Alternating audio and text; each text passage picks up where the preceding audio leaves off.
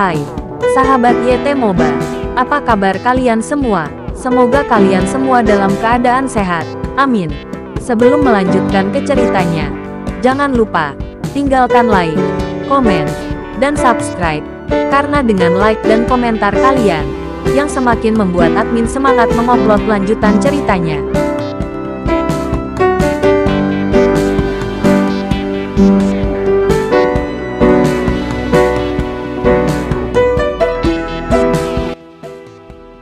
Episode 481, Kisah Ariel anak bos besar yang berpura-pura culun. Lapangan tinju bawah tanah. Karena Ryan tidak lagi memiliki performa dominan dan telah dikalahkan oleh orang satu demi satu, bisnis tinju lapangan telah anjlok. Dan ini adalah tempat yang memperhatikan suasana. Ketika jumlah pelanggan berangsur-angsur berkurang, akan segera menghadapi situasi memalukan karena tidak ada yang menonton tinju. Pukul 10 malam. Itu adalah waktu paling gila di arena tinju. Tetapi saat ini arena tinju sedang dalam depresi, dan tidak ada satupun tamu di tribun. Ryan berdiri di atas ring dengan ekspresi kesepian di wajahnya. Ariel mempercayakannya dengan manajemen arena tinju bawah tanah, dan dia mengendalikan semua hak kontrol pendapatan dahulu kala. Ryan juga membuat arena tinju bawah tanah berkembang. Tetapi sekarang, kesibukan tidak lagi. Hanya kesunyian yang menakutkan. Abdul berdiri di samping Ryan selama periode waktu ini. Dia telah memperhatikan upaya yang dilakukan Ryan untuk bidang tinju bawah tanah. Tetapi begitu reputasi bidang tinju menurun, pelanggan tersebut tidak membelinya. Dan sangat sulit untuk mendapatkan kembali kepercayaan mereka di ring tinju. Saudaraku, mengapa kita tidak berhenti melakukannya? Ini juga cara untuk kembali ke bisnis lama, kata Abdul kepada Ryan. Meskipun dia tidak memiliki pendapat tentang Ariel sekarang, dia akhirnya akan berpikir bahwa Ryan telah meninggalkan bakatnya di tempat kecil ini. Ryan tidak pernah mempertimbangkan untuk kembali ke karir lamanya, bahkan untuk sesaat, karena dia tidak lagi sendirian sekarang, dan dia masih memiliki tanggung jawab untuk menjaga anaknya. Abdul, hidupku bukan lagi milikku sendiri. Aku masih memiliki anak untuk diurus, kata Ryan datar. Abdul tahu bahwa anak adalah batu sandungan di jalan Ryan, tetapi keberadaannya tidak dapat dihapus oleh Abdul. Mengapa kita tidak pergi ke Stadion Tinju Iskandar dan mengambil pelanggan kembali? Abdul menggertakkan giginya dan berkata, dia sangat meremehkan Ryan. Abdul sudah lama tidak puas dengan masalah ini, dan berharap dia bisa pergi ke Stadion Tinju Iskandar untuk membuat keributan besar. Ryan menggelengkan kepalanya. Meskipun lapangan tinju Iskandar mengambil keuntungan dari yang lain, salah satu tuan mereka adalah orang yang sangat kuat. Bahkan Ryan bukanlah lawan. Apakah kamu tidak melihat betapa kuatnya orang itu? Bahkan jika kamu pergi, apa yang bisa kamu lakukan? Itu hanya kehilangan muka, kata Ryan. Abdul tampak tidak yakin, tetapi tidak dapat menemukan apapun untuk dibantah. Karena kekuatan orang itu memang di atas mereka.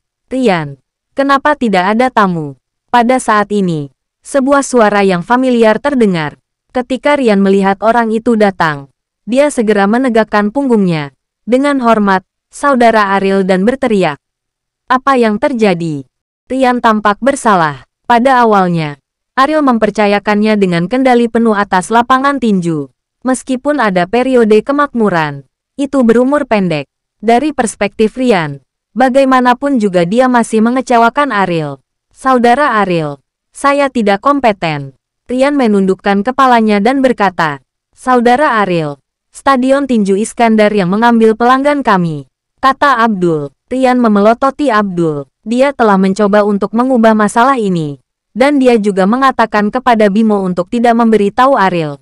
Jadi Ariel tidak pernah mengetahuinya. Mengenai situasi di lapangan tinju, sekarang Abdul tidak bisa membantu tetapi memberikan Ariel seluruh cerita, yang membuat Ryan merasa bahwa tidak ada tempat untuk meletakkan wajahnya. Lapangan tinju Iskandar, Ariel mengerutkan kening dan berkata, mengapa saya belum pernah mendengarnya sebelumnya? Apakah baru dibuka? Abdul yang ditatap tidak berani berbicara lagi, sementara Ariel menatap Ryan, jelas menginginkan penjelasan. Ryan hanya bisa menggigit bibir dan berkata, ini memang baru dibuka.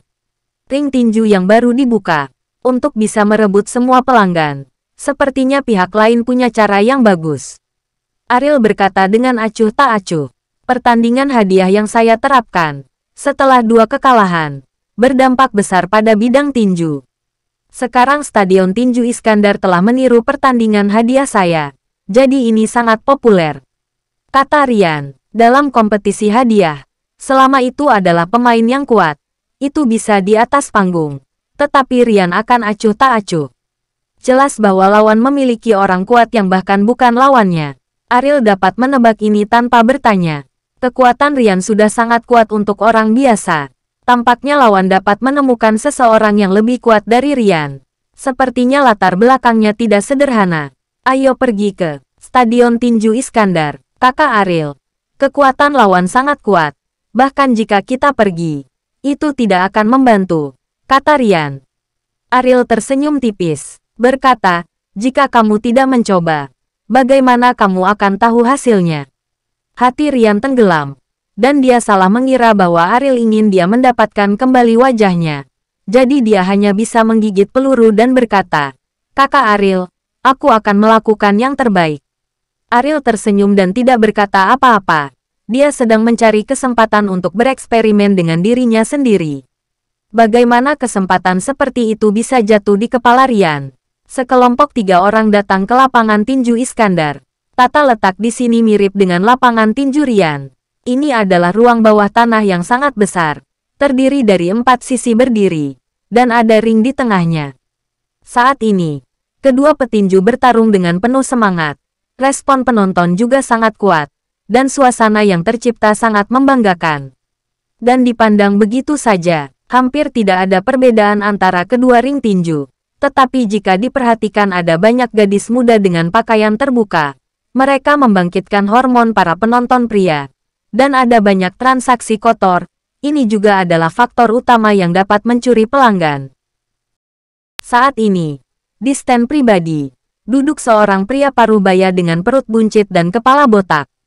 Kalung emas setebal ibu jari di lehernya bersinar terang. Dan di sampingnya berdiri seorang pria berotot dengan ekspresi sangat agresif. Nama pria parubaya itu adalah Farel, pemilik Stadion Tinju Iskandar. Dan pria berotot di sebelahnya bernama Carol, petinju terkuat di Stadion Tinju Iskandar. Kamu masih bisa bermain dengan wanita hanya dengan menonton tinju. Ini adalah pengejaran pria. Adegan Ryan seharusnya sudah lama runtuh. Apa gunanya hanya menonton tinju? Farel tersenyum dengan jijik. Waktu sebulan, dia mengambil semua pelanggan Stadion Tinju Ryan, yang merupakan sesuatu yang sangat dia banggakan. Pada saat ini, salah satu bawahannya masuk ke stand pribadi dan berkata kepada Farel, "Bos, Ryan ada di sini." Mendengar ini, Farel terkejut sesaat, lalu berkata dengan senyum di wajahnya, "Dia akhirnya aku masih tidak tahan lagi. Waktu yang baik, waktu yang baik. Jika dia tidak datang, aku tidak punya alasan untuk memberinya pelajaran." Setelah selesai berbicara, Farel memandang Carol di sampingnya dan berkata, "Sudah waktunya bagimu untuk bertindak. Bisakah kamu melakukannya untukku? Untuk memperbaiki namanya, malam ini adalah kesempatan terbaik." Carol tersenyum arogan dan berkata, "Mulai malam ini, Bandung tidak akan memiliki nama Ryan, dan aku akan membiarkannya mati di bawah tinjuku." Untuk kata-kata seperti itu, Farel sangat puas. Dia tidak takut membuat nama untuk dirinya sendiri di bidangnya sendiri. Karena dia ingin mendukung orang kuat yang dikenal semua orang di Bandung.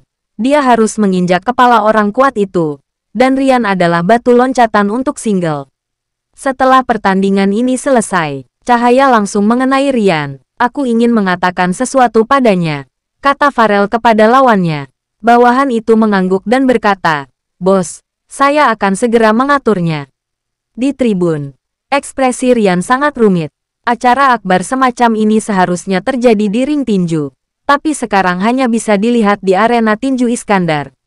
Dia tidak akan mengeluh tentang alasan lain, tetapi hanya memikirkan dirinya sendiri. Di sana tidak ada mesin tunggal yang kuat, sehingga akan menghasilkan hasil seperti itu.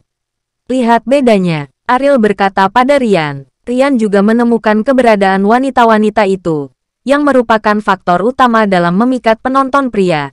Tetapi dia tidak dapat menerimanya jika dia ingin melakukan ini. Kakak Ariel. Tempatnya terlalu kotor, kata Rian. Ariel menggelengkan kepalanya tak berdaya.